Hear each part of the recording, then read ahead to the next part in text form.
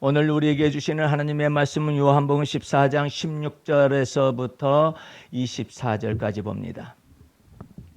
내가 아버지께 구하겠으니 그가 또 다른 보혜사를 너희에게 주사 영원토록 너희와 함께 있게 하시리니 저는 진리의 영이라.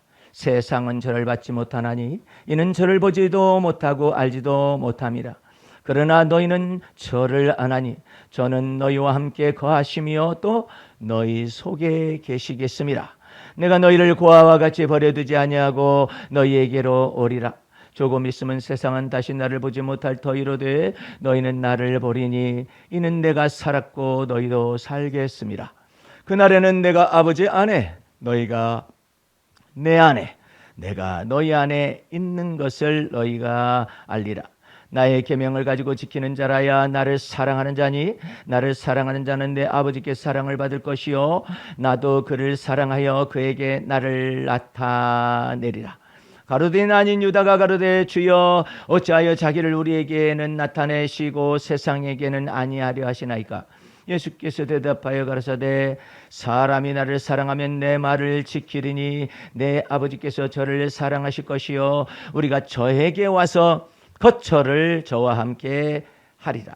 나를 사랑하지 아니하는 자는 내 말을 지키지 아니하나니 너희의 듣는 말은 내 말이 아니요 나를 보내신 아버지의 말씀이니라.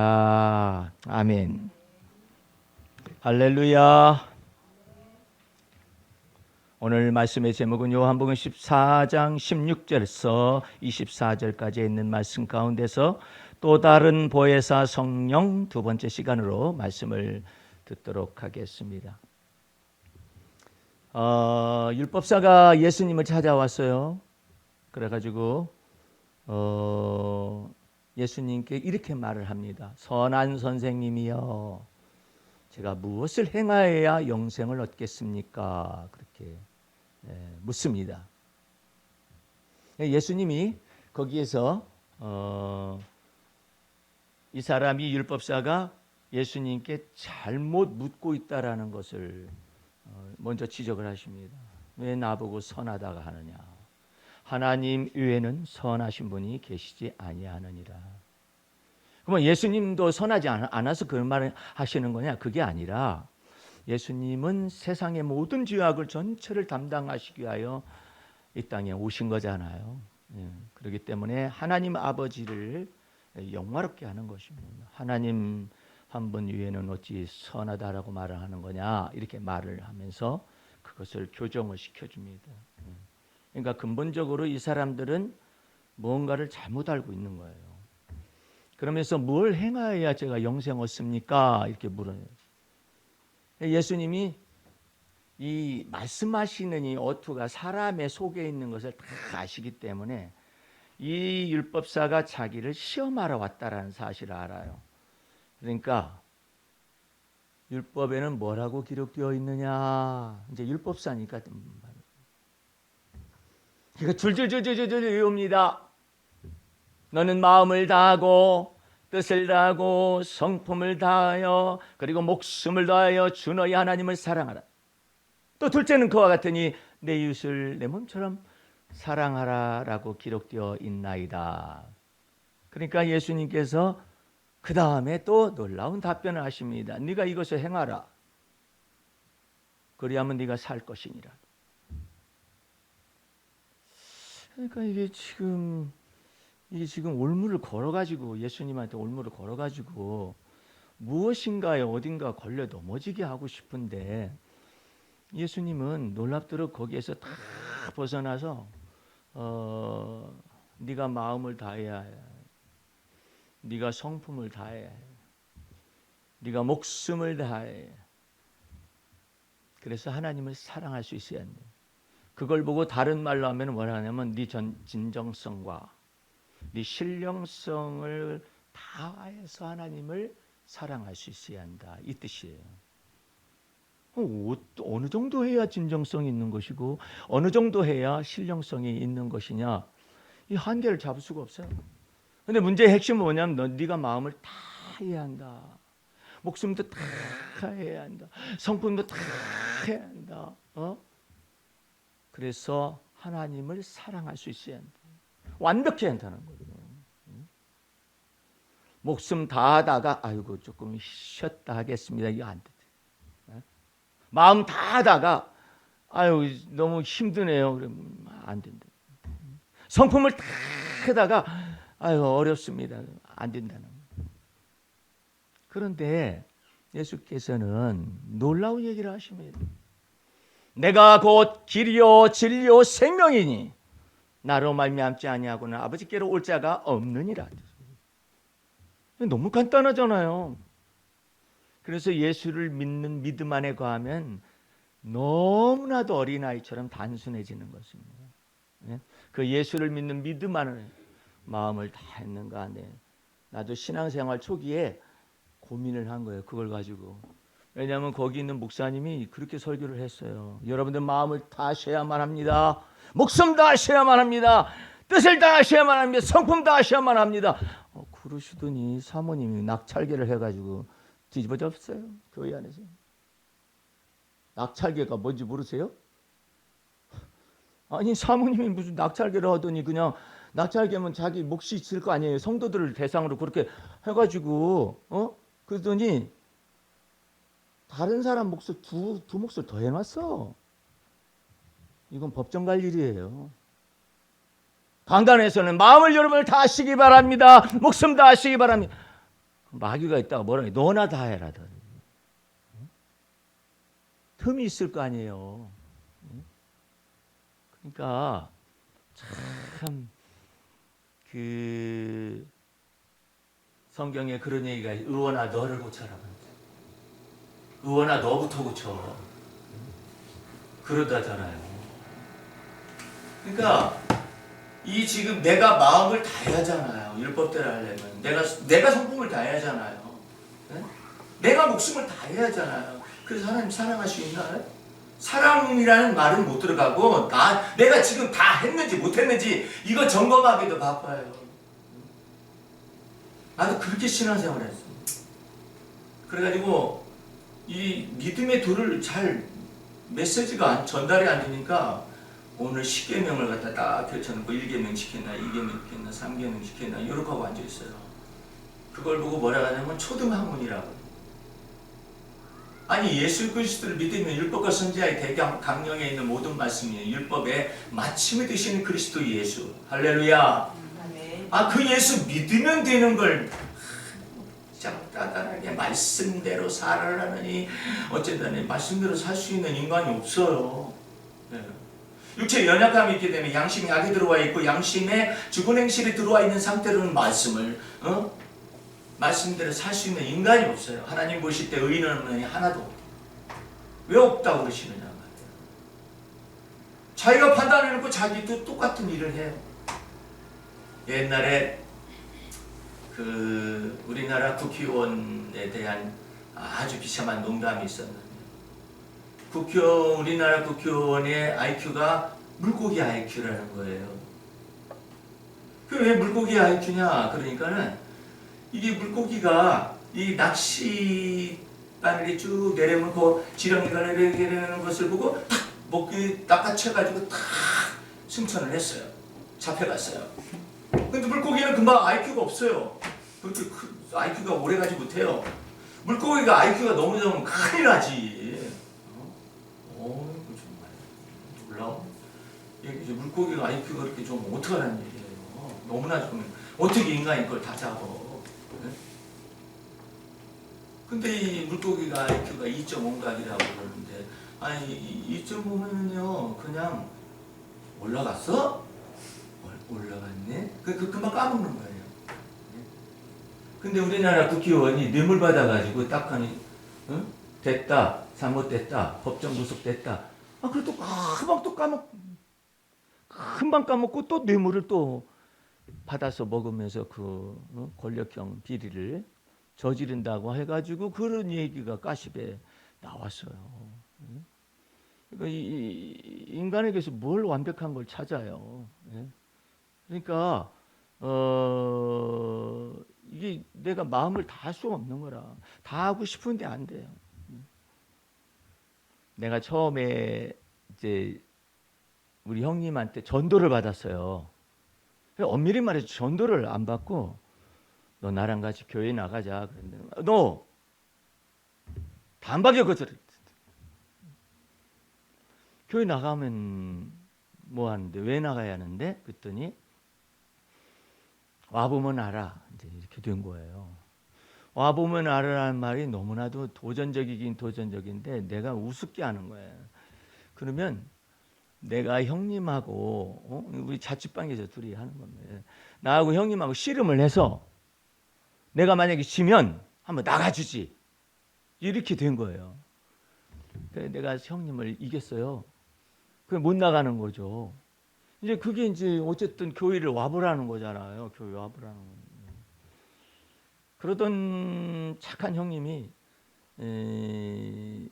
이 자기 자신의 모든 기본적인 가치관이 다 깨트려지는 날이 왔었는데 그때 막 그렇게 착한 형님이 이 송곳을 가지고 막 책상을 꽉 찍어가면서 막 고민을 하고 막 그러던 시절이 있었어요. 내가 보이더라고. 뭐 하는 거 이렇게 봤더니 그러는데 그때 새벽에 이제 종소리가 울리니까는 어딘가를 또 나가더라고. 그래서 나는 저 고민이 많아가지고 저러는가 보다 했더니 이제 새벽 기도를 나갔던 모양이에요. 그래가지고 어쨌든 간에 형님이 그 집안에서 기대가 너무나 컸어요. 우리 형님은 소위 말해서 사촌 형님처럼 서울대학을 가야 하는 거예요. 그런데 고등학교는 장학생으로 가긴 갔는데 이 저기 공부가 어떻게 안 됐어요. 안 돼가지고 떨어지고. 그러니까 대전고등학교 옛날에 대전고등학교는 참 좋았어요. 서울대학에 많이 가고 전주고등학교나 대전고등학교 이랬는데 이제 대전고등학교 거쳐가지고 뭐 이렇게 계획을 잡고 있었는데 이게 다 틀어지는 거예요. 그래 우리 형님 속에 엄청난 도전이 닥쳐온 거예요. 인생에 있어서. 그 인생에서 도전이 닥쳐질 때 예수님이 이제 영접하게 된 거예요. 그러니까 이제 우리 아버지나 우리 어머니의 모든 기대가 다 사라졌어요. 그런 것 가운데서 나보고 예수 믿으라고. 근데 내가 믿어지지가 않는데, 믿어지지가 않는데 형님이 이제 나를 놔두고 군대를 갔지. 군대를 나가니까 나 혼자 덜렁 비어 있잖아요. 그 텅 빈 영혼 속에 부르심이 있었어요. 도대체가 이분이 말하는 형님이 말하는 그 교회가 뭐냐? 예수가 뭐냐? 성경책은 있긴 있는데 이게 참 이상한 매력 있는 책이에요. 이렇게 처음에 성경을 형님이 읽고 군대 가고 난 다음에 이 남겨놓은 성경책인데 이렇게 보니까 되게 무섭더라고. 괜히 무서운 거예요. 떨리는 거죠. 에이 뭐라 같아. 이거 들고서 학력고사 다 끝나고 난 다음에 이제 그 바로 앞에 있는 교회를 이렇게 학생부 예배였었던 모양이에요. 토요일 날 이렇게 가니까 거기서 학생부 총무가 이게 딱 이제 오셨느냐고 보니 형님 같으십니다. 그래 내가 너 언제 내가 네 형이야. 그래서 이 녀석이 뭘 봤느냐면 이 성경책을 본 거야. 이야 진짜 학생부에 이 대물이 왔다. 대물. 왜 이게 뭐 성경책이 막 이렇게 많이 읽어본 이런 책자를 들고 딱 저기 형님 그 몇 학년이십니까? 나 고3이다. 졸업반이다. 그랬더니 어서 오십시오. 막 그러더니 막 다 앉혀놓고 잠깐만요. 형님 잠깐만요. 애가 좀 덜 떨어진 것 같긴 하지만 참 진실성 있게 보여요. 성경책 좀 잠깐만 보겠습니다. 이 성경책을 이렇게 막 빨간 줄이 막 형님이 다 그어놓고 간 것이 와 우리 학생부에 진짜 놀라운 분이 왔다고 말이야. 이렇게 신앙이 있는데 말이야. 근데 나는 그것을 내가 한 것은 내가 가만히 있었어. 야 이거 우리 형님 성경책이 성경책이 아니다. 나 이제 처음 온 것이다. 그런데도 이 친구는 그냥 막 아니라는 거야. 아니라는 거야. 이거 엄청난 지금 막 학생회에 아주 뭐 엄청난 사람이 왔다라는 거예요. 이 성경만 보니까 나 이게 보니까 막 빨간 줄을 우리 형님이 막 그리고 막 특별히 은사장이라고 고린도전서 막 거기다 빨간 줄을 막 그어놨으니 이분은 굉장히 신령한 사람이다. 은혜를 많이 받은 사람이다.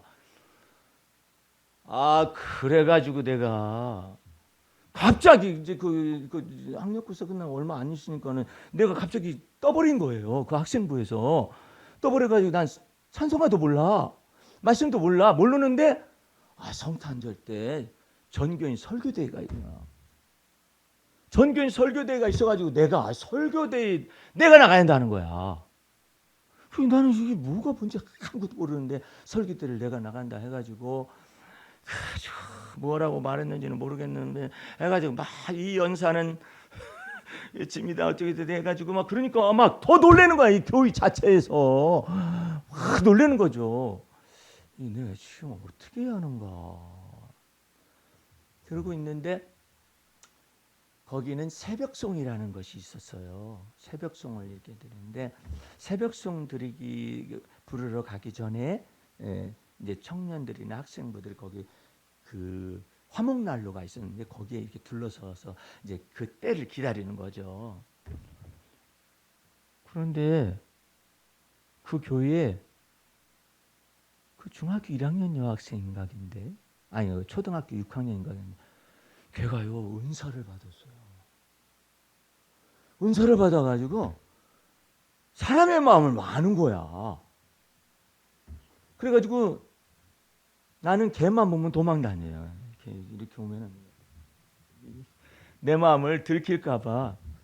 그런데 내가 거기 이제 화목난로 이제 거기 이제 마룻바닥인데 거기서 이렇게 조는 둥 마는 둥 그러고 있는데 이 꼬마 녀석이 오더니 뭐라 하냐면 오빠 그러는 거예요. 나보고 언제 또 지가 내 오빠가 된 거야. 오빠 그랬더니 예수님을 알아요? 이거 전곡을 꽉 찌른 거예요. 나 예수님 모른다. 그럴 줄 알았어요. 자기한테 예수님을 가르쳐 주라고 했다는 거예요. 오빠가 지금 교회 나와 있는데 교회 나와 있는 것이 예수 믿는 것이 아니에요. 그럼 뭘 어떻게 해야 하는데? 예수님을 믿어야죠. 근데 예수님 모르잖아요. 그랬더니 몰라. 이리 줘봐요. 성경책 보더니 성경을 많이 읽었나 봐요. 아니야. 이제 진실을 고백할 수가 이게 우리 형님 건데 이거 들고 나왔더니 내가 갑자기 설교까지 하고 난리를 쳤다. 예수 안 모르시는구만. 그랬더니 예수님을 가르쳐드리지. 이 꼬마가 예수님은요 하면서 성탄절이 있게 된 그 이유가 무엇인가를 예수님에 대해서 그냥 우리가 평범하게 아는 그런 얘기잖아요. 그걸 막 얘기를 해주는 거야. 그러니까 내 마음속에 영혼이 껍데기가 막 벗겨지기 시작하는 요 녀석 때문에. 왜냐하면 내가 지금 교회 나오면은 전부 다 예수 믿는 사람인 줄 알았는데 그게 아니라 예수님이 누구인가를 처음 듣는 거예요. 그래 그 듣고 난 다음에 막 가슴이 막 뜨거워지는 거야. 이 조그마한 것이 그러면서도 이게 막 가슴이 뜨거워요. 그 예수님 믿고 싶어요? 이렇게 다 믿고 싶다. 그랬더니 그 예수님 지금 믿으면 돼요. 그랬더니 이제 소위 말하는 영접 기도를 하는 거야. 꼬마 녀석이. 그거 왜 해야 하는데? 여태까지 교회만 다녔지만 예수 몰랐잖아요. 예수님 몰랐잖아요. 이제 예수님을 알았잖아요. 근데 그 예수님 믿고 싶으냐고요. 믿고 싶어. 성경 말씀에요. 예수를 믿는 자, 곧 영접하는 자에게는 하나님의 자녀가 되는 권세를 주신다고 그랬어요. 그래요? 나 그 예수 믿고 싶다. 그랬더니 그러면 따라서 하세요. 그래가지고 그 초등학교 6학년 아이한테 예수님을 영접하는데 얼마나 가슴이 뜨겁던지, 야, 여기 조그만 녀석이 뭐 하는가 했어요. 그러면 반사라고 주일학 교사들 있잖아요. 다 끝나고 나면은 다 모여 있어요. 그럼 꼬마가 마음속에서 예수님이 분별력과 지혜와 총명을 주는 대로 더 얘기를 해주는 선생님들한테. 이야, 신기하다, 신기해. 그래, 나는 걔한테 마음을 들켰기 때문에 걔가 무섭기도 해. 한편으로는 이것이 그냥 보통 꼬마가 아니다. 이 도대체가 어떻게 된 것이냐.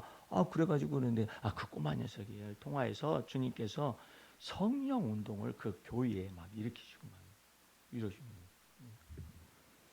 오늘 여러분들 또 다른 보혜사라는 말씀이 여기에 있어요.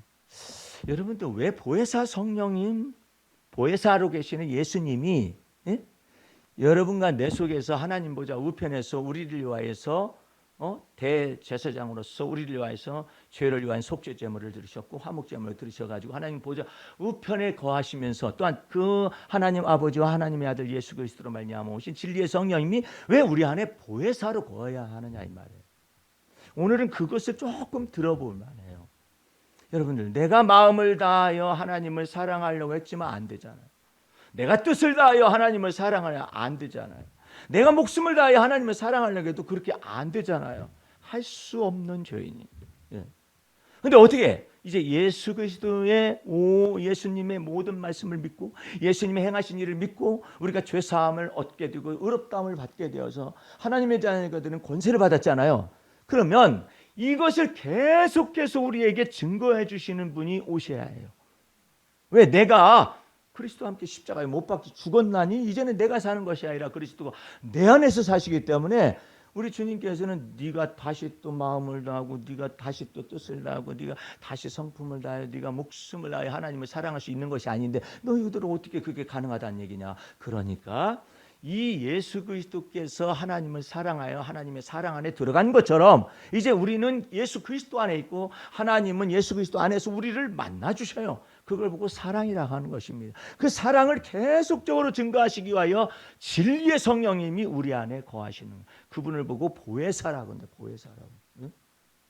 내가 내 의가 없잖아요. 그러니까 보혜사 성령님께서 너의 의는 예수를 믿는 믿음 안에서 난 의다.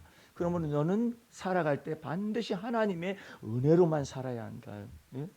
나의 나된 것도 하나님의 은혜요. 할렐루야. 내가 수고를 많이 하였어도 내가 아니라 나와 함께 하신 하나님의 은혜가 나를 놔두게 하셨다. 그걸 계속해서 가르쳐 주시기에 성령님이 오십니다. 성령님이 우리 안에 오셔서 어떻게 하느냐? 16절 말씀을 보세요. 내가 아버지께 구하겠으니 그가 또 다른 보혜사를 너희에게 주사 영원토록 너희와 함께 있게 하시리니 저는 진리의 영이다 그러잖아요. 진리의 성령님은 보혜사로서 우리를 곁에 서서 막 붙들어 주셔요. 막 이렇게 우리를 이때 예수 바라보아라. 이때 예수 바라보아라. 이때 또 예수 바라보아라. 여러분들 우리가 즐겨하는 기도 제목이 그거잖아요. 주님은 우리를 기근 시에도 우리를 부끄럽게 하지 아니하시고 또한 불황 중에서도 우리를 살리시는 하나님. 할렐루야. 그 주님을 믿어라. 사람이 감당치 못할 시험당함을 하나님께서 허락하지 아니하시고 감당치 못할 점에는 하나님께서 피할 길을 내시듯 그런 주님을 마음속에 믿으라 이 말이에요.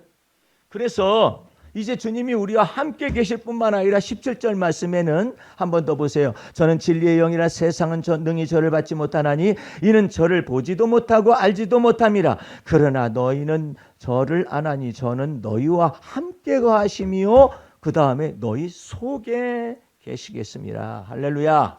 이 성령님이 우리 속에 거하셔가지고 뭘 증거하느냐면 예수를 믿는 믿음을 증거해요. 예수 그리스도 안에 있는 하나님의 은혜를 증거해요. 예수 그리스도 안에 있는 하나님의 진리의 말씀을 이렇게 증거하시는 거예요. 성령님께서. 그 다음에 성령님께서 행하시는 일이 우리 요한복음 8장을 배워보세요. 로마서 8장. 로마서 8장. 로마서 8장 아주 중요한 말이에요. 보혜사로서 우리 속에서 들어오셔서 우리를 곁에 서서 막 붙들어 주시잖아요. 그뿐만 아니라 26절을 보세요. 이와 같이 성령도 우리 연약함을 도우시나니. 그 연약함이 뭐냐? 우리가 마땅히 빌 바를 알지 못하나 오직 성령이 말할 수 없는 단식으로 우리를 위하여 친히 간구하시느니라. 마음을 감찰하시는 이가 성령의 생각을 아시나니 이는 성령이 하나님의 뜻대로 성도를 위하여 간구하심이니라. 제가 전에 가끔가다 이 얘기를 해준 적이 있었는데 아주 이혼은 했지만은 신학을 해가지고 아주 자존심이 센 그런 전도사가 있었어요. 전도사가 있었는데 그 전도사가 상담을 왔었을 때 전도사님은 의외로 자존심이 너무 세네. 아직 안 깨트려졌네. 세긴 세죠. 생뚱맞는 소리를 하고 있습니다. 아니 전도사님이 돼가지고 생뚱맞으면 어떻게 되는 거예요? 자기가 자기를 감당도 못하고 그러잖아요. 전도사님 자아를 주님 깨트려 버리시기 위해서 주께서 역사를 하실 거라고. 그러니까 왜 이렇게 깨트리긴 왜 이렇게 깨트린대요? 그래서 집사님이 자아가 견고하니까 그걸 깨트리시기 위해서 하나님께서 일을 일으키실 거라고.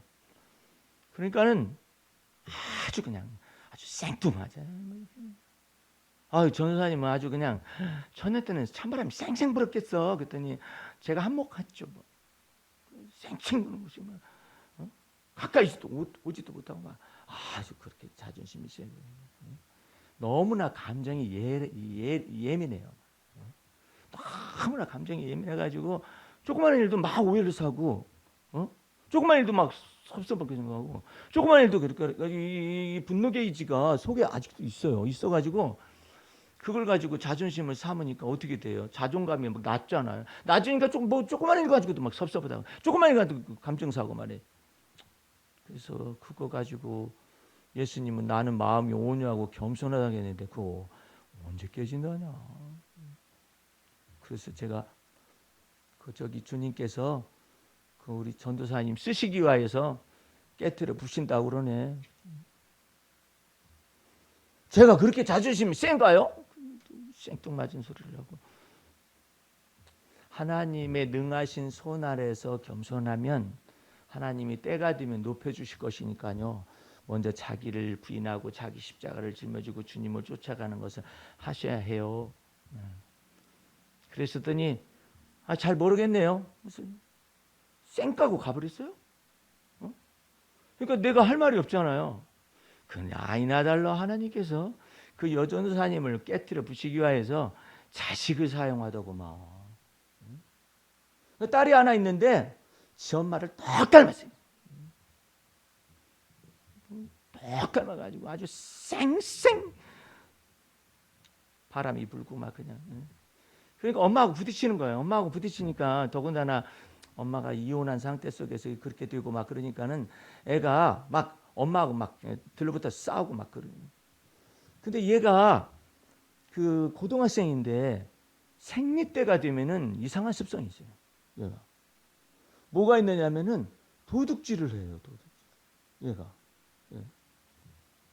그런데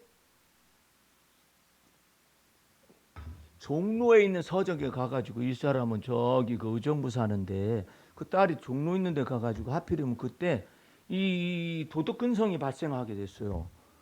그래가지고 책을 이렇게 훔쳐가지고 지 가방에 닿는 것을 거울 이렇게 사갖고 이렇게 주잖아요. 이렇게 책방 주인이 이렇게 보니까는 걔가 책을 몇 권을 이렇게 닫는 거예요.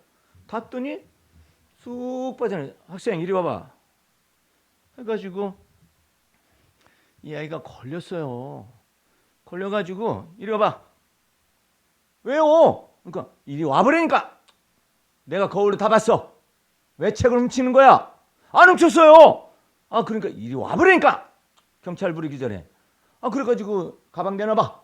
그리고 가방을 딱 열으니까 책이 두세 권이 세책이 계산되지 않는 것을 가지고 나가다가 딱 걸릴 거예요. 걸려가지고 네 어머니 전화번호 어떻게 돼? 해가지고 이제 전화를 걸어가지고 이제 여전사 이게 쌩까는 여전사한테 이게 딱 온 거잖아요.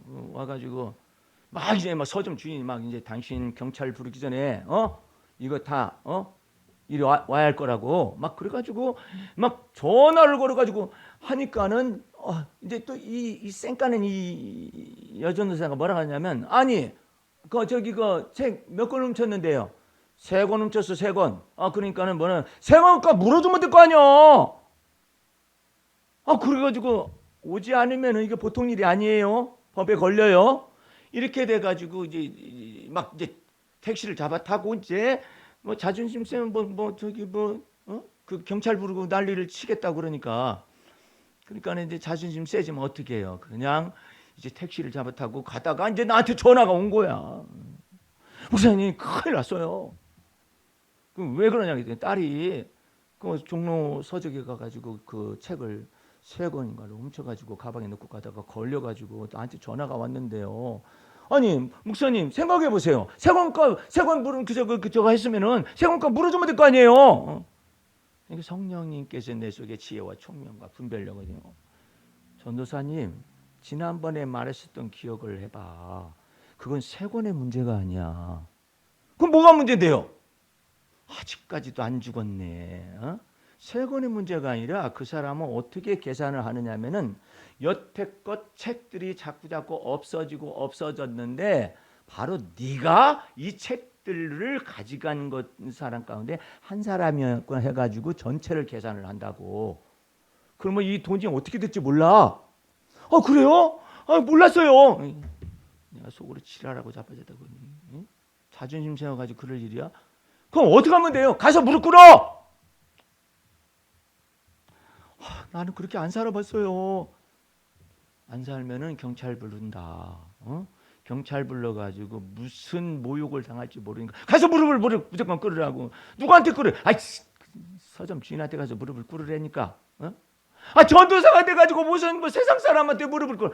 아이고 지랄을 하고. 아직도 덜 죽었어.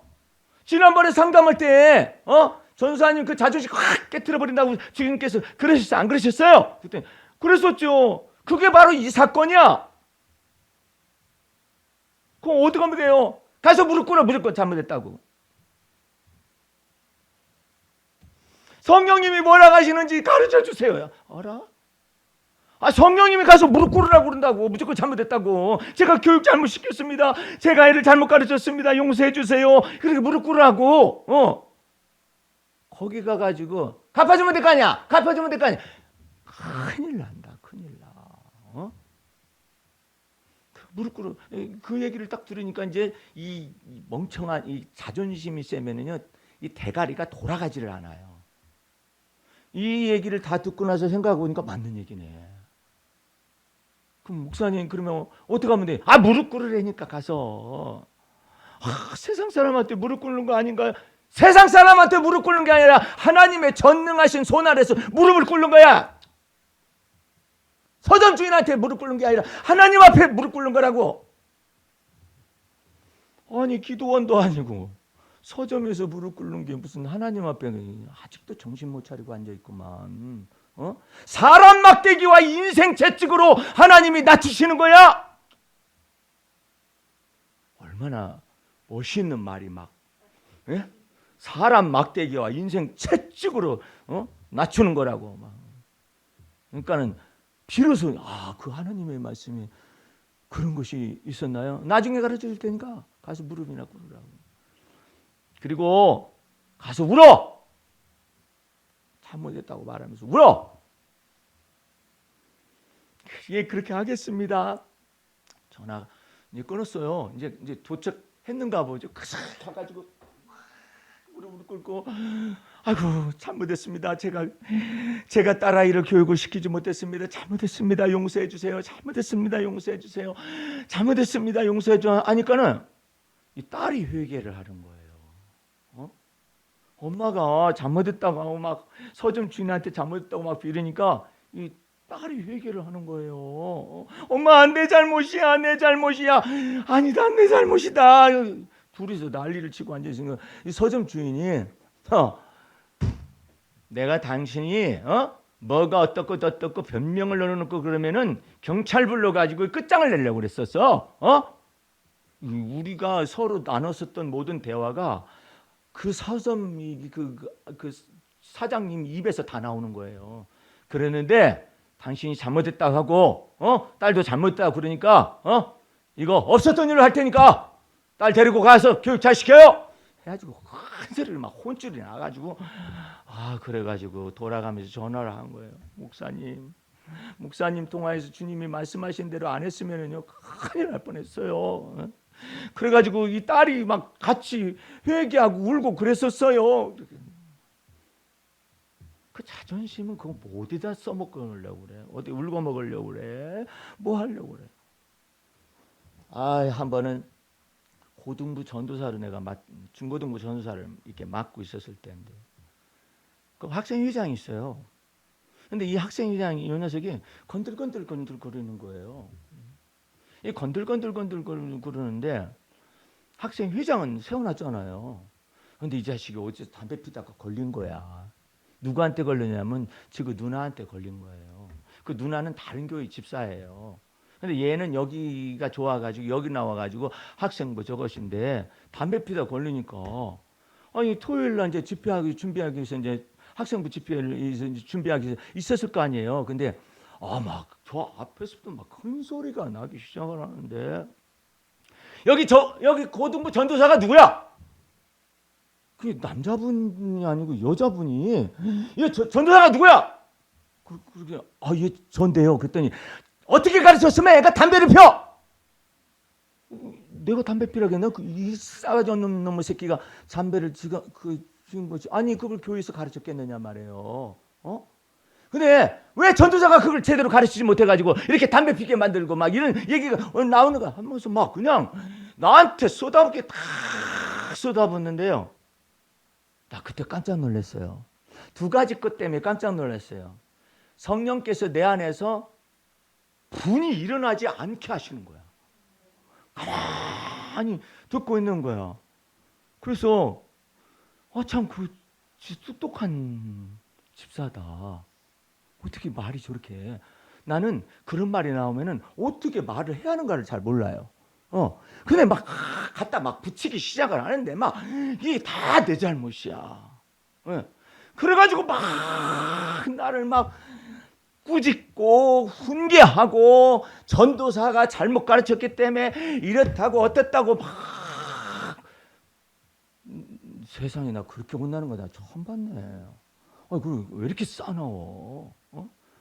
그런데 놀라운 것은 주님이 내 마음속에 주님의 온유를 주시는 거예요. 주님의 겸손을 주시는 거예요. 그래가지고 다 소나기가 막 한번 휘둘리고 가듯이 막 얘기를 막 하는 거예요. 내가 가만히 듣고 있었더니 또 하나 이상한 일이 벌어졌어요. 그 담배 피우던 그놈의 새끼가 그 누님 집사가 나를 막 꾸짖으면 꾸짖을수록 얘는 막 옆에 섰다가 이제 무릎을 꿇고 아이고 잘못했습니다. 야, 한 사람 죽여서 한 사람 살리더구만. 이 녀석 나중에 변화 받아가지고 신학했습니다. 한 사람 죽어야 해. 하나님이라는 땅에 떨어지면 하늘 그대로 있고 죽으면 많은 열매를 맺는다 하더니 이야 성령님께서 보혜사가 되셔가지고 내 마음속에 다 듣게 하시는 거예요. 그러고 난 다음에 그놈 새끼가 무릎 꿇고 잘못했다고 지가 이제 회개를 하고 막 누님한테도 회개를 하고 누님이 이제 다시는 이와 같은 일을 벌이지 않겠습니다. 어쩌고 저쩌고 하고 난 다음에 지나놓고 나니까 화가 나대. 그러면 여태까지 이건 뭐 했었느냐 말이야. 성령이 스승되셔서 내 마음속에 예수님의 마음을 주신 거예요. 내가 무슨 뭐 성선설 천만의 말씀 다 그러지도 지나고 나니까 화가 얼마나 나든지 참 내가 왜 그때 한마디도 못했을까. 주님께서 내 입을 다 가둬. 어떻게 하시기 이놈 새끼 회개시키려고. 에? 아이고 정말 놀라운 일이에요. 그와 같은 일을 행하시는 분이 누구냐면 진리의 성령입니다. 보혜사 성령님이셔요. 그 보혜사 성령님이 나와 함께 계시고 여러분과 함께 계실 뿐만 아니라 여러분 안에 속에 거하시. 속에 거하셔가지고 그리스도 인내에 우리가 들어가게 만드시고 그리스도 온유에 들어가게 만드시고 할렐루야. 이게 놀라운 역사라고. 그래가지고 그 녀석이 신학을 한다는 것이 참 지금 그 집사님이 그러면은 나중에 찾아와가지고 전사님 그때 정말 잘못했었습니다. 제가 이 전후 사정도 모르고 막 사과해야 하잖아요. 그 말은 없어요. 왜냐하면은 온전히 주님께서 내게 그냥 보답을 상급을 다 주신 거예요. 그냥 어떤 상급이냐면은 그냥 구사리를 막 뒤집어 쓰는 상급을 받는. 예? 그걸 막 다 받는 것을 연습을 시키는 거예요. 예? 오늘 여러분들 참 놀라운 일이 있어요. 성령님. 여러분들 마음속에서 주님이 놀랍듯 여러분의 지혜가 아닌 지혜가 돌아왔잖아요. 그러면 이 성령님께서 역사하시는 거예요. 성령님께서 그냥 인기응변의 지혜를 이렇게 주시기도 하시고 막 이러시거든요. 근데 아유 내가 아직도 뭐 똑똑하구나 내가 이러면 안 돼. 주님께서 여러분의 마음속에 지혜가 부족한 자가 있느냐 그러면 지혜를 열어주세요. 여러분들 오늘 시 좀 보세요. 시 뒤에 시 가을의 초상화. 이게 주님이 나한테 오늘 몇 번을 거쳐서 읽게 하시고 수정도 하게 하셔서 올린 거예요. 가을의 초상화. 불볕 더위를 쏟아냈던 도도한 여름은 위대했다. 어떻게 나같이 촌구석에서 그냥 성질도 못돼 먹었고 그냥 지 멋대로 그냥 쓴뿌리에 속한 거 잔뜩 가지고 있는 이런 사람 속에 이런 식구를 주셨나 몰라요. 여름을 보고 도도하다고 그러잖아요. 도도한 여름은 위대했다. 그런데 위대하긴 위대한데 태풍의 옷자락에 걸쳐가지고 도도한 여름의 운명이 마감된다. 하나님께서 태풍을 쫙 한번 부러제끼면은 도도한 여름이 그냥 싹 지나가지고 계절이 바뀌어버려요. 단풍을 내리는 가을 햇빛은 신선한 갈바람으로 동무하잔다. 계절을 재촉한 가을비가 온 누리의 세월의 흐름을 아로새기니. 도대체가 이 식기가 나는 다시 쓰라면 못 쓸 것 같아. 어떻게 이런 아름다운 글귀가 나오느냐 말이에요. 가을에 취한 오곡백과가 여러분들 오곡백과가 가을에 취합니까? 햇빛에 취합니까? 예? 근데 가을에 취하다고 그러잖아요. 예? 가는 세월을 아쉬워한다. 이게 전부요. 내가 어렸을 때 외할머니 댁에서 자랐는데 외할머니가 농부였었어요. 그래가지고 밭을 매러 이게 그 조그마한 산을 넘어서 가는 거예요. 나는 꼬마가 누구하고만 있느냐면 강아지하고만 있는. 강아지하고 텐마루에 이렇게 앉아. 어렸을 때니까. 무서우면은 할머니 찾으러 가야 한다 해가지고 할머니를 찾으러 가요. 근데 가을날이 될 때는요, 이렇게 오전에도 이렇게 가보면은 그 이슬이 발목에 휘어요. 휘감겨요, 이슬이. 그런 것들이 여기 다 들어와 있는 거예요. 흐르는 세월을 막을 자도 없고 오는 세월을 원망할 자도 없으나 하나님과 300년을 동행한 에녹을 하나님이 죽음을 초월케 데려간 사건을 동경하고 성령의 권능으로 사역하다가 불말과 불병거 속에서 승천케 한 엘리야 선지자를 동경하니 하늘문이 닫혀 의의 장대비가 그치기 전에 오라 주의 말씀을 듣지 못할 기근이 찾아오기 전에 보라 지금이 은혜 받을 때이며 지금이 신부단장할 때이며 성령의 권능을 힘입을 때가 아닌가. 할렐루야. 오라 오늘이라 걷는 동안에 하나님의 전신갑주를 취할 때가 아니던가. 성령과 신부가 말씀하시기를 오라 하시는도다. 듣는 자도 오라 할 것이요 목마른 자도 올 것이요 또 원하는 자는 값없이 생명수를 받으리라 하시더라. 이것들을 증거하신 이가 가라사대 내가 진실로 속히 오리라 하시거늘 아멘. 주 예수여 오시옵소서. 할렐루야. 내가 그리스도와 함께 십자가에 못 박혀 죽었나니 속에서 이제 내가 사는 것이 아니라 그리스도가 내 안에 사신 것을 증거하시는 분이 누구냐면 진리의 성령입니다. 그러므로 여러분들이 내가 산다는 것이 아니라 이제는 주님이 내 안에 사신다는 것을 믿는 믿음으로 날마다 더불어 주와 동행하는 것이 필요해요. 근심 문제가 발생했어요. 그러면은 이것은 이 근심 문제는 주님이 마땅히 맡으셔야 하는 거예요. 왜냐하면 내가 사는 것이 아니라 그리스도가 내 안에 사시니까 이 모든 문제를 주님이 또 맡으셔야 하는 거예요. 그러니까 이 놀라운 사건 속에서 주님이 이 모든 것을 다 견뎌내게 하시는 거예요. 감당하게 하시는 거예요. 할렐루야. 이제 마지막으로 고린도전서 10장 성경 말씀 해석하고 말씀을 맺도록 하겠습니다. 고린도전서 10장 13절을 보세요. 진리의 성령님이 여러분에게 이 말씀을 주어서 한 주간을 견디게 하실 겁니다. 13절 다 같이 읽어보겠어요. 사람이 감당할 시험 밖에는 너희에게 당한 것이 없나니 오직 하나님은 미쁘사 너희가 감당치 못할 시험 당함을 허락지 아니하시고 시험 당할 즈음에 또한 피할 길을 내사 너희를 능히 감당하게 하시느니라. 할렐루야. 나는 오늘도 노지사님 그 오빠의 장례식 문제에 관하여서 오면서 또 감동을 받았어요.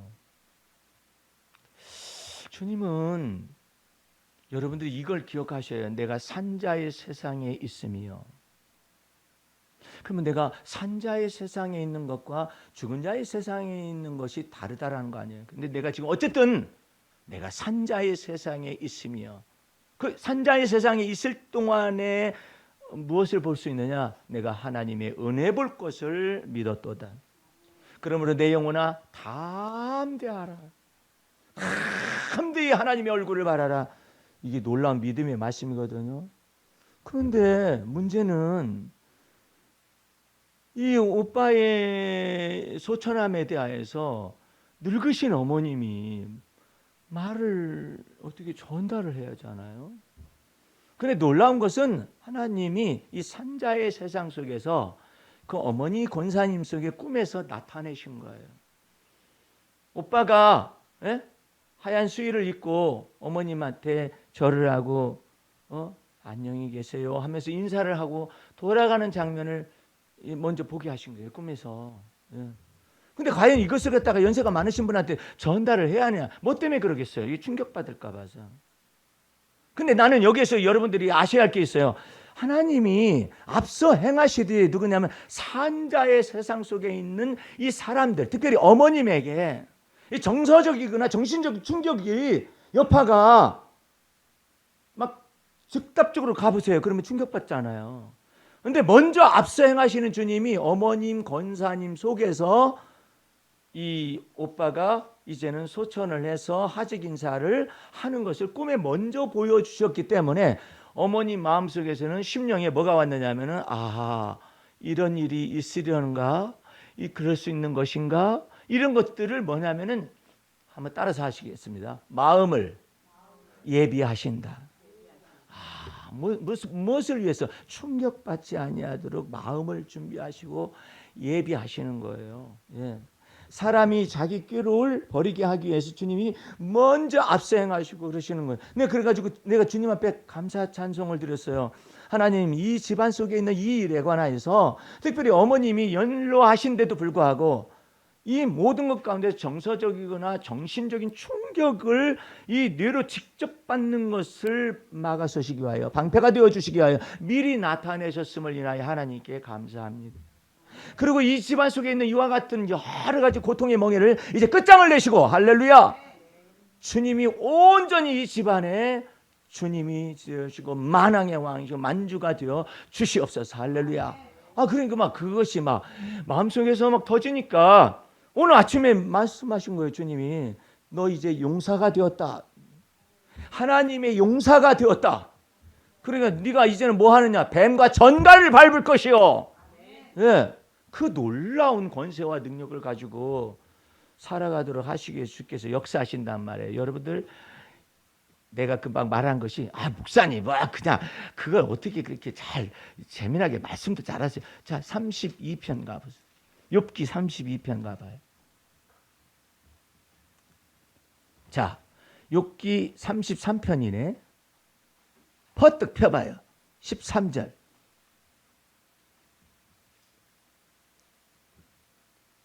33편 13절 하나님은 모든 행하시는 것을 스스로 진술치 아니하시나니 네가 하나님과 쟁변하면 어찌미뇨.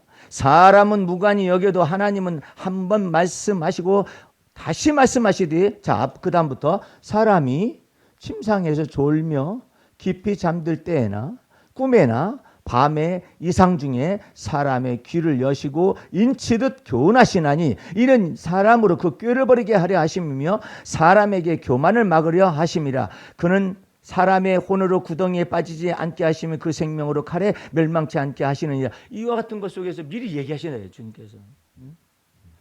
그러므로 더군다나 성령께서 여러분 안에 거하시면 이제 여러분의 두뇌가 망상 편집 중에 사로잡혔었던 것이면 이걸 전부 다 회개케 하셔서 이제는 하나님이 주시는 꿈으로, 하나님이 주시는 환상으로, 하나님이 주시는 이 여러분의 도구, 이 머리를, 두뇌를 주님의 도구로 다 사용하실 수가 있다 이 말이에요. 그러므로 여러분들이 주님 앞에서 진리의 성령님으로 충만함을 받으시기 바랍니다. 날마다 어느 날 내가 질문을 했어요. 주님, 성령을 어디다 받아요? 육체에다 받는다. 근데 육체 어디다 받으라는 얘기예요? 머리에다 받아야지. 응? 머리에다 받아야 전두엽이 열리고 그 다음에 또 후두엽이 열리고 측두엽이 열리고 다 열려가지고 마음 눈을 밝게 하셔서 지혜와 계시의 정신이 열릴 거 아니냐? 우둔한 두뇌를 지혜롭게 하시고. 할렐루야. 이 성령 충만함을 달라고 그래야죠. 예?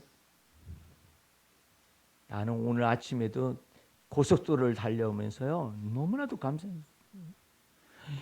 아니, 예를 들어서 기차는 그냥 있는 길을 따라가잖아요. 근데 이 운전은요, 특수하잖아요. 그냥 가만히 있으면 돼요? 아마 그걸 따라서 이 전보다 다 움직여야 하잖아요. 분별력도 있고 총명도 있고 눈도 좋아요. 다 이렇게 바라보면서 자기가 길을 따라서 운전을 이렇게 바퀴를 돌리고 이렇게 해야 하잖아요. 이게 전체가 움직이는 거잖아요. 하나님께서 영화와 존귀를 여러분의 두뇌에 씌우십니다. 할렐루야. 성령의 충만함을 주셔서 운전할 때에도 이 두뇌를 열어주셔야 해요. 한 번은 어떤 사람이 사거리에서 아무리 기다려도 좌회전을 안 해. 아무리 기다려도 안 해. 좀 미친놈 봐라. 막 뒤에서 막 욕을 하고 빵빵거리고 그랬는데 그 사람이요, 이렇게 운전대에 머리를 박고 있는 거예요. 저혈당이 와가지고 쫄도를 한 거야. 예. 근데 막 뒤에서는 빵빵거리고 막 그러잖아요. 여러분의 신체 구조가 다 돌아가는 거 있죠. 하나님이 자비하고 그 은혜를 내리시는 거예요. 예? 여러분의 두뇌에 하나님이 은혜를 주시는 거예요. 예? 그거 알아야 해요. 내가 산자의 세상에 있으며 하나님의 은혜 볼 것을 믿었다. 할렐루야. 여러분들 하나님 앞에 감사하시되 이처럼 또 다른 보혜사인 진리의 성령님이 여러분 안에 거하셔가지고 하나님의 은혜를 은혜되게 하시는 거예요. 그런 놀라운 은혜로 살아가시길 주의 이름으로 축원합니다. 기도하겠습니다. 우리 하나님 아버지 감사 찬미 올립니다. 주의 보혈 능력 있고 그 피로 말미암아 진리의 성령님께서 역사하셔서 지혜와 계시의 정신으로 역사하시며 우리의 마음 눈을 밝히셔 주셔서 하나님의 놀라운 역사 가운데로 이끌어 주시는 줄로 믿사옵나이다. 이제 하나님께서 진리의 성령님으로 말미암아 우리 안에서 예수 그리스도의 마음에 합당하게 고치고자 원하고 또한 만들고자 원할 때 순종하고 복종하여서 주님을 따라갈 수 있도록 이끌어 주옵소서. 예수님의 이름으로 기도하였습니다. 아멘.